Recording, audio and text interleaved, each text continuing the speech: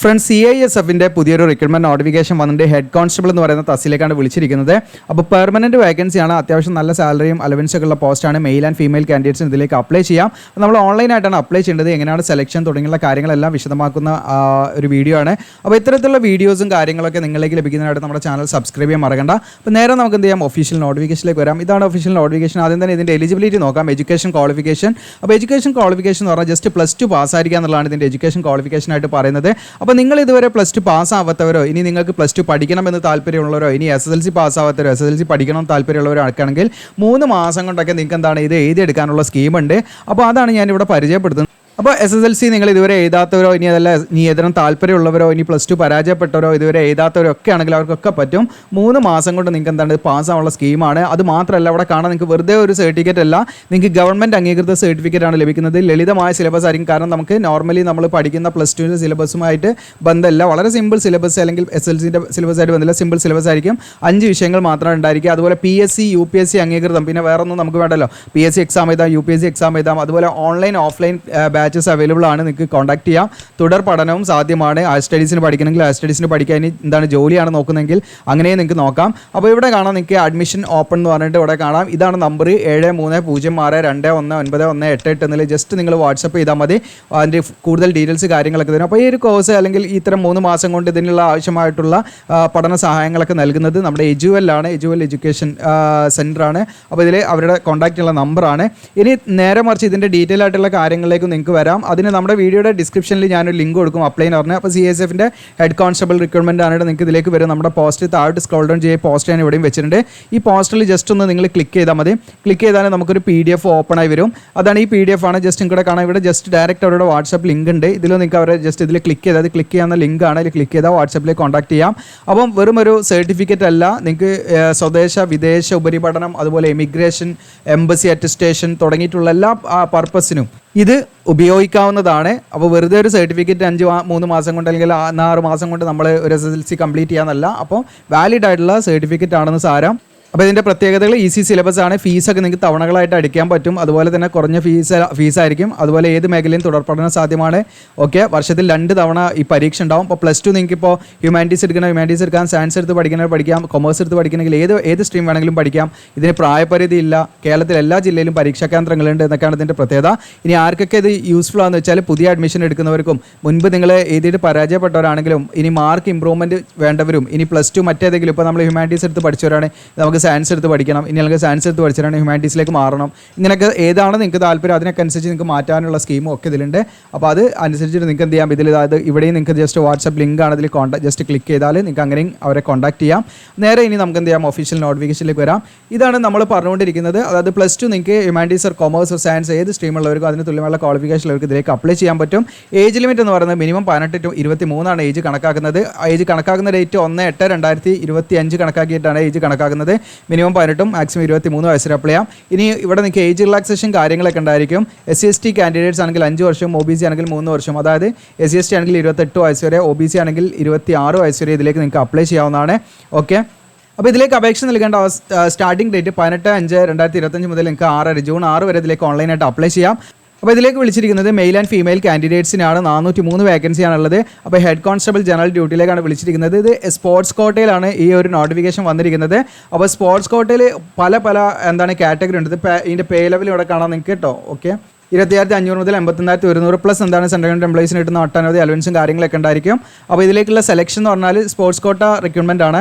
ഇതിലേക്കുള്ള സെലക്ഷൻ എന്ന് പറഞ്ഞാൽ ഈ പറയുന്ന സ്റ്റേജസ് ആയിരിക്കും. ഫസ്റ്റ് സ്റ്റേജിൽ ട്രയൽ ടെസ്റ്റ്, പ്രൊഫഷൻസി ടെസ്റ്റ്, പിന്നെ ഫിസിക്കൽ സ്റ്റാൻഡേർഡ്, ഡോക്യുമെൻറ്റേഷൻ. സെക്കൻഡ് സ്റ്റേജിൽ മെഡിക്കലി ഫിറ്റ് ആണെന്നുള്ള കാര്യങ്ങളാണ്. ഇങ്ങനെയാണ് ഇതിൻ്റെ സെലക്ഷൻ മെത്തേഡ് വരുന്നത്. ഇനി വേക്കൻസീസ് നിങ്ങൾക്ക് ഓരോ സ്പോർട്സ് ഇവൻ്റ് അടിസ്ഥാനത്തിൽ ഇവിടെ കൊടുത്തിട്ടുണ്ട്. മെൻ വേക്കൻസിയും അതുപോലെ ഫീമെയിൽ വേക്കൻസി ഇവിടെ കൊടുത്തിട്ടുണ്ട്. അപ്പോൾ ഇതിൽ നിങ്ങൾ മനസ്സിലാക്കേണ്ടത് ഓരോ കാറ്റഗറി നിങ്ങൾക്ക് വുഷു അങ്ങനെ പറയുന്ന മാർഷൽ ആർട്സിൻ്റെ ആ ഒരു കാറ്റഗറിയും, അതുപോലെ തന്നെ പല ഗെയിംസും ഒക്കെ ഇതിൽ വരുന്നുണ്ട്. ഫുട്ബോൾ, അതുപോലെ നിങ്ങൾക്ക് എല്ലാ കാറ്റഗറിയും വരുന്നുണ്ട് ഒട്ടുമിക്ക. അപ്പോൾ ഇതിൽ നിങ്ങൾക്ക് ജസ്റ്റ് എന്ത് ചെയ്യാം, വോളിബോൾ, അതുപോലെ എല്ലാ സൈക്ലിംഗ്, പിന്നെ ബാഡ്മിൻ്റൺ തുടങ്ങിയ എല്ലാ കാറ്റഗറി ഉണ്ട്. അപ്പോൾ ഇതിൽ നിങ്ങൾ ഏതെങ്കിലും ഐറ്റംസിൽ നിങ്ങൾ പങ്കെടുത്തിട്ടുണ്ടെങ്കിൽ, നാഷണൽ ലെവൽ അല്ലെങ്കിൽ സ്റ്റേറ്റ് ലെവലൊക്കെ പങ്കെടുത്തിട്ടുണ്ടെങ്കിൽ അതിൻ്റെ മറ്റു കാര്യങ്ങൾ ഞാൻ പറയാം, നിങ്ങൾ നോക്കുക കേട്ടോ. ഓക്കെ, അതിനനുസരിച്ച് നിങ്ങൾക്ക് വേക്കൻസി ഇവിടെ കാണാം. അപ്പോൾ ഈ കോളത്തിലുള്ളതൊക്കെ വേക്കൻസികളാണ് കേട്ടോ. അപ്പോൾ മെയിൽ ഫീമെയിൽ കാൻഡിഡേറ്റ്സിന് റിസർവ് ആയിട്ടുള്ള വേക്കൻസികളാണ്. ഓക്കെ, അപ്പോൾ ഇതിൻ്റെ മറ്റു ഡീറ്റെയിൽ ആയിട്ടുള്ള ഏതൊക്കെ ഇവൻറ്റുകളാണ് നമ്മൾ പങ്കെടുക്കേണ്ടതെന്നുള്ളതിലേക്കാണ് നമ്മൾ നോക്കുന്നത്. അപ്പോൾ അവിടെ നിങ്ങൾക്ക് കാണാം പാർട്ടിസിപ്പേഷൻ ഇൻ സ്പോർട്സ് ഇവൻ്റ് എന്ന് പറഞ്ഞിട്ട്. അപ്പോൾ ഇൻഡിവിജ്വൽ ഐറ്റംസിലാണ് നിങ്ങൾ പങ്കെടുത്തതെങ്കിൽ നമ്മൾ ഒന്നെങ്കിൽ ഇവിടെ കാണാൻ നിങ്ങൾക്ക് നമ്മുടെ രാജ്യത്തെ റെപ്രസെൻറ്റ് ചെയ്തിട്ട് നമ്മൾ ജൂനിയർ അല്ലെങ്കിൽ സീനിയർ ഇൻ്റർനാഷണൽ ടൂർണമെൻറ്റിൽ പങ്കെടുത്തിരിക്കണം എന്നുള്ളതാണ്. ഇനി അതല്ലെങ്കിൽ നിങ്ങൾ ഈ പറയുന്ന സ്റ്റേറ്റ് അല്ലെങ്കിൽ അതിന് ഇക്വലൻ്റ് ആയിട്ടുള്ള നമ്മൾ സീനിയർ അല്ലെങ്കിൽ ജൂനിയർ നാഷണൽ ചാമ്പ്യൻഷിപ്പിലോ അല്ലെങ്കിൽ നാഷണൽ ഗെയിംസിലോ നമ്മൾ പങ്കെടുത്തിരിക്കണം എന്നുള്ളതാണ്, സ്റ്റേറ്റിനെ റെപ്രസെൻറ്റ് ചെയ്തിട്ട്. ഇനി അതും അല്ലെങ്കിൽ ഇതിലേതെങ്കിലും ഒന്ന് മതി കേട്ടോ, ഇതിലേതെങ്കിലും ഒരു ലെവലിൽ നിങ്ങൾ അറ്റൻഡ് ചെയ്താൽ മതി. ഇനി അതും അല്ലെങ്കിൽ നിങ്ങൾക്കിവിടെ കാണാം ഏതെങ്കിലും മെഡൽ, നിങ്ങൾക്ക് ഓൾ ഇന്ത്യ ഇൻ്റർ യൂണിവേഴ്സിറ്റി ചാമ്പ്യൻഷിപ്പിൽ എന്തെങ്കിലും മെഡൽ കിട്ടിയവരാണെങ്കിൽ അങ്ങനെയുള്ളവർക്ക് ഇതിലേക്ക് അപ്ലൈ ചെയ്യാം. ഇനി അതല്ല നിങ്ങൾക്ക് മറ്റു സ്കൂൾ ഗെയിംസ് അല്ലെങ്കിൽ നാഷണൽ സ്കൂൾ ഗെയിംസ് അല്ലെങ്കിൽ ചാമ്പ്യൻഷിപ്പിൽ ഗോൾഡ് മെഡൽ അങ്ങനെ കിട്ടിയിട്ടുണ്ടെങ്കിൽ അത് വെച്ചിട്ട് നിങ്ങൾക്ക് എന്ത് ചെയ്യാം, ഇതിലേക്ക് അപ്ലൈ ചെയ്യാം. അപ്പോൾ ഇത് നമ്മൾ ആദ്യം പറഞ്ഞത് ഇൻഡിവിജ്വൽ ഇവൻ്റാണ്. ഇനി ടീം ഇവൻറ്റുകളാണ്. ടീം ഇവൻ്റ് ആണെങ്കിൽ സെയിം സംഭവമൊക്കെ തന്നെയാണ്, പക്ഷേ എന്താണെന്ന് ഒരൊറ്റ കണ്ടീഷനേ ഉള്ളൂ. അതായത് നമ്മുടെ രാജ്യത്തെ അല്ലെങ്കിൽ സ്റ്റേറ്റിനെ അല്ലെങ്കിൽ നാഷണൽ ഈ പറയുന്ന ഇൻ്റർ യൂണിവേഴ്സിറ്റിയോ അല്ലെങ്കിൽ നാഷണൽ സ്കൂൾ ഗെയിമോ അല്ലെങ്കിൽ ചാമ്പ്യൻഷിപ്പോ ഇതിലൊക്കെ നമ്മൾ ടീമായിട്ട് പങ്കെടുത്തിരിക്കണം എന്നുള്ള കണ്ടീഷനാണ്. പക്ഷേ ടീമാണെങ്കിൽ ഒരു പ്രത്യേക കണ്ടീഷനോട് പറയുന്നുണ്ട്, നിലവിൽ നിങ്ങൾ എന്ത് ചെയ്യണം, അതിൽ ആ പ്ലേയിങ് മെമ്പർ ആയിരിക്കണം എന്നുള്ളതാണ്. അതായത് നമ്മൾ ഒരു തവണ ജസ്റ്റ് പ്ലേ ചെയ്ത് സ്റ്റോപ്പ് ചെയ്തവർക്ക് ഇതിലേക്ക് അപ്ലൈ ചെയ്യാൻ പറ്റില്ല.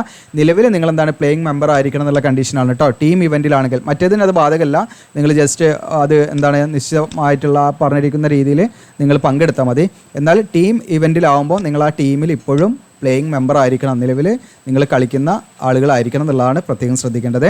ഇനി വേറൊരു കണ്ടീഷൻ എന്താണെന്ന് വെച്ചാൽ, ഇപ്പോൾ നമ്മൾ ഈ പറയുന്ന എലിജിബിലിറ്റി എന്ന് പറയുന്നത് ഇവിടെ കാണാൻ നിങ്ങൾക്ക് ഒരു 1/1/2023 മുതൽ 6/6/2025 ഈ പറയുന്ന ഡേറ്റിൻ്റെ ഉള്ളിൽ ആയിരിക്കണം നമ്മുടെ ഈ പറയുന്ന അച്ചീവ്മെൻറ്റ്. അതായത് നിങ്ങൾ പാർട്ടിസിപ്പേറ്റ് ചെയ്യേണ്ടത് ഗെയിംസ് ആണെങ്കിലും ചാമ്പ്യൻഷിപ്പ് ആണെങ്കിലും 1/1/2023 6/6/2025 ഇടയിൽ നിങ്ങൾ പാർട്ടിസിപ്പേറ്റ് ചെയ്തവരാണെങ്കിൽ മാത്രമേ നിങ്ങൾക്ക് ഈ സ്പോർട്സിൽ അല്ലെങ്കിൽ ഈ ഗെയിംസിൽ നിങ്ങൾ പാർട്ടിസിപ്പേറ്റ് ചെയ്തെങ്കിൽ മാത്രമേ നിങ്ങൾക്ക് ഇതിലേക്ക് അപ്ലൈ ചെയ്യാൻ നിങ്ങൾ എലിജിബിൾ ആയിരിക്കുള്ളൂ എന്ന് പ്രത്യേകം ശ്രദ്ധിക്കുക.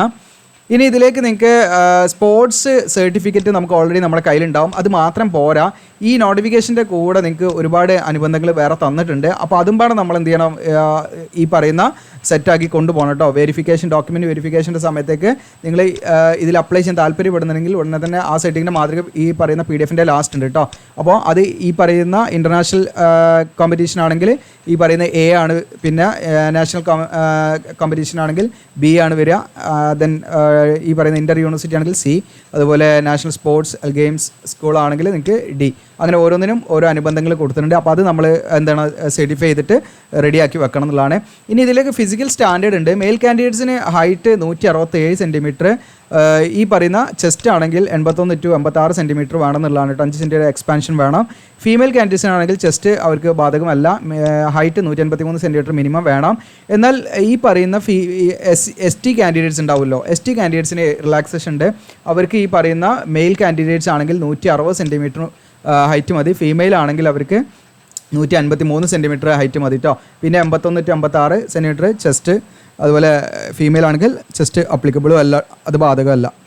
ഓക്കെ, അപ്പോൾ ഇത്രയാണ് അതിൻ്റെ ആ ഒരു ഫിസിക്കൽ സ്റ്റാൻഡേർഡ് കാര്യങ്ങൾ. പിന്നെ മെഡിക്കലൊക്കെ നമ്മൾ ഫിറ്റ് ആയിരിക്കണം എന്നുള്ളതാണ്. പിന്നെ അതിൽ ഓൺലൈനായിട്ട് അപ്ലൈ ചെയ്യുമ്പോൾ ഫോട്ടോഗ്രാഫ് നമ്മൾ അപ്ലോഡ് ചെയ്യേണ്ടത് റീസെൻ്റ് ആയിട്ട് കളർ പാസ്പോർട്ട് ഫോട്ടോഗ്രാഫ് ആയിരിക്കണം. അതോടൊപ്പം തന്നെ 3 മാസത്തിൻ്റെ ഉള്ളിൽ എടുത്ത ഫോട്ടോഗ്രാഫ് ആയിരിക്കണം. ഫോട്ടോയുടെ താഴെ നമ്മൾ ഫോട്ടോ എടുത്ത ഡേറ്റ് പ്രിൻറ്റ് ചെയ്യാൻ മറക്കണ്ട. അങ്ങനെ പ്രിൻറ്റ് ചെയ്യുന്നതിനായിട്ട് നമ്മുടെ വെബ്സൈറ്റിൽ നമ്മുടെ ഈസി ടൂൾസ് ഉണ്ട് കേട്ടോ. ഹോമിൽ കയറിയാൽ നിങ്ങൾക്ക് ഈസി ടൂൾസിൽ നിങ്ങൾക്ക് പ്രിൻറ്റ് ചെയ്യാനുള്ള ഓപ്ഷൻ വളരെ സിമ്പിളായിട്ട് നമ്മളതിൽ കൊടുത്തിട്ടുണ്ട്.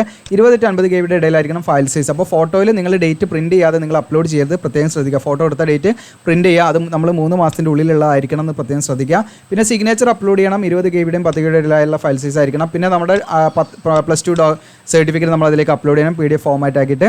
പിന്നെ ഇതിലേക്ക് അപേക്ഷാ ഫീസ് 100 രൂപയായിട്ട് വരുന്നുണ്ട്. ഫീമെയിൽ കാൻഡിഡേറ്റ്സിന് SC/ST കാൻഡിഡേറ്റ്സിനും യാതൊരു ഫീസും കൊടുക്കേണ്ട, അവർക്ക് ഫ്രീ ആയിട്ട് ഇതിലേക്ക് അപ്ലൈ ചെയ്യാവുന്നതാണ്.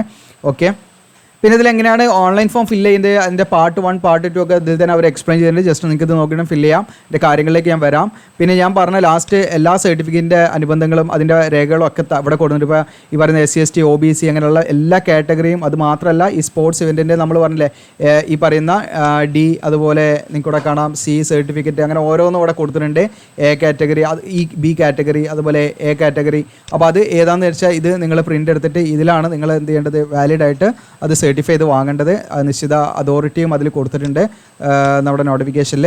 അപ്പോൾ ഇത്രയാണ്. അപ്പോൾ നിങ്ങൾക്ക് ഇതിലേക്ക് അപ്ലൈ ചെയ്യാൻ താല്പര്യപ്പെടുന്നുണ്ടെങ്കിൽ ഞാൻ വീഡിയോയുടെ ലിങ്ക് ഞാൻ താഴെ കൊടുക്കാം. അപ്പോൾ ഈ പറഞ്ഞിരിക്കുന്ന സ്പോർട്സ് ഇവൻറ്റിൽ ഈ പറഞ്ഞിരിക്കുന്ന ലെവലിൽ നിങ്ങൾ പാർട്ടിസിപ്പേറ്റ് ചെയ്തിട്ടുണ്ടെങ്കിൽ മാത്രമേ നിങ്ങൾക്ക് ഇതിലേക്ക് പങ്കെടുക്കാൻ പറ്റുള്ളൂ. അതുകൊണ്ട് പ്രത്യേകം ശ്രദ്ധിക്കുക. സ്പോർട്സ് കോട്ട റിക്രൂട്ട്മെൻ്റ് ആണ്, ജനറൽ ആയിട്ടുള്ള റിക്രൂട്ട്മെൻ്റ് അല്ല. നിങ്ങൾക്ക് മറ്റുള്ള ജനറൽ കാൻഡിഡേറ്റ്സ് അല്ലെങ്കിൽ ഈ പറയുന്ന ഐറ്റംസിലും പങ്കെടുക്കാത്തവർക്ക് ഇതിലേക്ക് അപ്ലൈ ചെയ്യാൻ പറ്റില്ല എന്നുള്ളത് നിങ്ങൾ പ്രത്യേകം മനസ്സിലാക്കി വെക്കുക. യൂസ്ഫുൾ ആണെങ്കിൽ നിങ്ങൾ കമൻറ്റ് ചെയ്യുക. ആരൊക്കെ ഈ പറയുന്ന ക്വാളിഫൈഡ് ആണെന്നുള്ളത് ജസ്റ്റ് ഒന്ന് കമൻറ്റ് ചെയ്യുക കേട്ടോ. നമുക്കറിയാൻ വേണ്ടിയിട്ടാണ്, നമ്മുടെ സബ്സ്ക്രൈബർ അങ്ങനെ ഇത്തരം സ്പോർട്സ് മേഖലയിലൊക്കെ ഉള്ളവരുണ്ടോ എന്നുള്ളതെന്ന് അറിയാൻ വേണ്ടിയിട്ടാണ്. ഓക്കെ, അപ്പോൾ നിങ്ങൾക്ക് അപ്ലൈ ചെയ്യാൻ നമ്മുടെ വീഡിയോയുടെ ഡിസ്ക്രിപ്ഷനിൽ ഞാൻ അപ്ലൈ ചെയ്യാവുന്ന ലിങ്ക് കൊടുക്കും. അതിൽ ക്ലിക്ക് ചെയ്താൽ നേരത്തെ പറഞ്ഞ നമ്മുടെ CSF ഹെഡ് കോൺസ്റ്റബിൾ ഈ പോസ്റ്റിലേക്ക് വരും. അപ്പോൾ ഇവിടെ നേരത്തെ പറഞ്ഞ രീതിയിൽ എനിക്ക് 10ാം ക്ലാസ് അല്ലെങ്കിൽ +2 ഒക്കെ നിങ്ങളുടെ ആരെങ്കിലും കംപ്ലീറ്റ് ചെയ്യാനോ ഒക്കെ ഉള്ളവരാണെങ്കിൽ അവർക്ക് ഇതൊന്ന് ഷെയർ ചെയ്ത് കൊടുക്കാം. ഓക്കെ, അവരായിട്ട് കോൺടാക്ട് ചെയ്യാൻ പറയാം. അപ്പോൾ ഇവിടെ കാണാം നിങ്ങൾക്ക് നോട്ടിഫിക്കേഷൻ. ഇവിടെ ക്ലിക്ക് ചെയ്താൽ നോട്ടിഫിക്കേഷൻ കിട്ടും. അപ്ലിക്കേഷൻ ഫോം എന്നുള്ളത് ക്ലിക്ക് ചെയ്യാം. ജസ്റ്റ് ഓപ്പൺ ആക്കാം. നമ്മൾ ഓപ്പൺ ആക്കുന്ന സമയത്ത് നിങ്ങൾക്ക് ഈ പറയുന്ന CSFൻ്റെ റിക്രൂട്ട്മെൻറ്റ് പോർട്ടലിലേക്കാണ് വരിക. ഇവിടെ കാണാൻ നിങ്ങൾക്ക് ന്യൂ രജിസ്ട്രേഷൻ എന്നുള്ളൊരു ബട്ടൺ ഉണ്ട്. അത് നമ്മൾ ആദ്യമായിട്ട് വരികയാണെങ്കിൽ ന്യൂ രജിസ്ട്രേഷൻ ക്ലിക്ക് ചെയ്യണം. ഇനി ഓൾറെഡി നമ്മൾ രജിസ്റ്റർ ചെയ്ത് കഴിഞ്ഞാൽ നിങ്ങൾക്ക് ഇവിടെ കാണാൻ പറ്റും സ്പോർട്സ് റിക്രൂട്ട്മെൻറ്റ് എന്ന് പറഞ്ഞിട്ട് ഇവിടെ കാണാൻ പറ്റും കേട്ടോ. ഓക്കെ, അതിലാണ് നമ്മൾ ക്ലിക്ക് ചെയ്യേണ്ടത്. അപ്പോൾ നമ്മൾ ഈ ഒരു പേജിലേക്ക് വരും. Recruitment of meritorious sportsmen women to the post of നിങ്ങൾക്ക് കാണാം ഹെഡ് കോൺസ്റ്റബിൾ ജനറൽ ഡ്യൂട്ടി എന്ന് പറഞ്ഞിട്ട് ഇവിടെ കാണാം അഗെയിൻസ്റ്റ് സ്പോർട്സ് കോട്ട 2025. അപ്പോൾ ഇതിൽ നിങ്ങളുടെ രജിസ്റ്റർ ചെയ്ത രജിസ്ട്രേഷൻ നമ്പറുണ്ടോ, പാസ്വേഡ് അടിക്കുക, ക്യാപ്ചർ അടിച്ച് സബ്മിറ്റ് ചെയ്ത് നിങ്ങൾ ആപ്ലിക്കേഷൻ കംപ്ലീറ്റ് ചെയ്യുക. നമ്മൾ ഓൺലൈനായിട്ട് ചെയ്ത് കൊടുക്കുന്നുണ്ട്. നിങ്ങൾ ഡോക്യുമെൻ്റ് ഒക്കെ കറക്റ്റായിട്ട് ഇതാക്കുകയാണെങ്കിൽ നിങ്ങൾക്ക് വാട്സപ്പിൽ കോൺടാക്ട് ചെയ്താൽ മതി കേട്ടോ. ഓക്കെ, നിങ്ങൾ എലിജിബിൾ ആണോ എന്ന് ആദ്യം ചെക്ക് ചെയ്യുക. ഓക്കെ, അപ്പോൾ ഇത്രയാണ്. ഇത് യൂസ്ഫുൾ ആണെങ്കിൽ നിങ്ങൾ ഷെയർ ചെയ്യുക. അതുപോലെ വീഡിയോ ഇഷ്ടപ്പെട്ടാൽ ലൈക്ക് ചെയ്യാനും മറക്കണ്ട. താങ്ക്